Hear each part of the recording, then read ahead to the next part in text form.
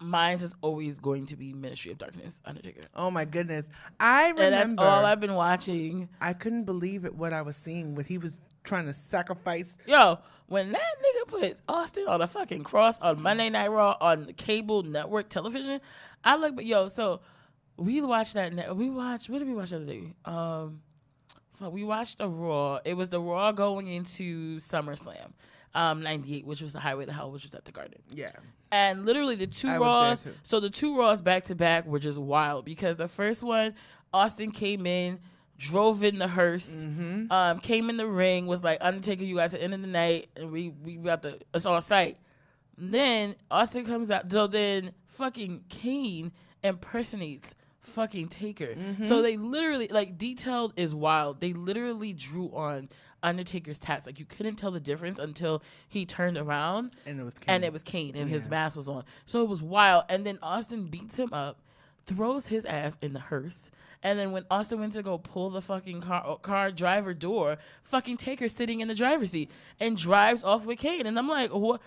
The mind games is wild. And then the best part was the following week. That's why if you ever watch on the network old Raws, why you gotta watch them in sequence? You can't hop around. Yeah, you can't hop around. It's like soap operas. And that's another reason why I actually love wrestling. Yeah, because it reminded me of like All My Children. Oh my God, I used to love All General My Children. Hospital, One Life to Live, General Hospital, all that my shows. So I started off soap opera wise, and then wrestling intrigued me enough. I was like, it was like sports with soap opera. Correct. It was like you can't get honestly what's missing right now is just drama filled shit. And they try it with the Rey Mysterio shit, but it's just like, listen, I already know where this is going. They're gonna try to get married. Something's gonna happen. They're not gonna get married in the story. So let's not do that. But anyway, so the second Raw, the Raw opens up with fucking Taker and Kane walking out together. It's wild.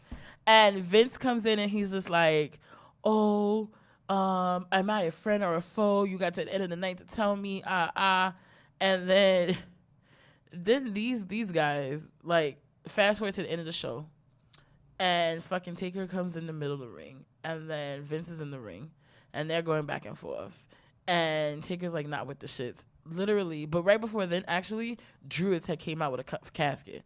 I already knew what time it was, but I didn't know. Like, I didn't know what time it was. And then literally, the casket door opens. It's fucking Austin, and Austin comes in the ring. Fucking try to fucking up Taker, but then literally 2.5 seconds later, Kane comes out of the casket too. It was the wildest thing I've ever seen. Like, can you imagine used to have to wait once a week for a story to you was like, I used to be so tight if I missed a Raw and then I have to wait till the next week and you're like, Jesus, a whole week? Yo, they ended that Raw, because that was the Raw before SummerSlam. They ended that Raw with fucking fire coming up in the middle of the ramp and Austin just being there and like cursing out Kane and Undertaker. So then SummerSlam 98 happens, and then Austin retains, and then the night after is the next Raw, where fucking Vince McMahon comes out and literally on national TV calls Kane and Undertaker a bunch of pussies. And I watched that shit this morning, and I was like, whoa. Yeah, he called them pussies twice. And then Kane and Taker comes out, and then literally all night they interrupt the entire fucking show. Every other match they would come out, fuck people up, and then walk back.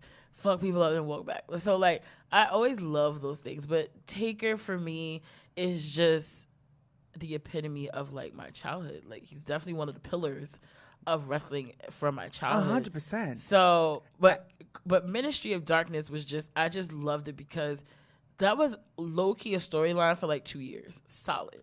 Yeah, and you know what I love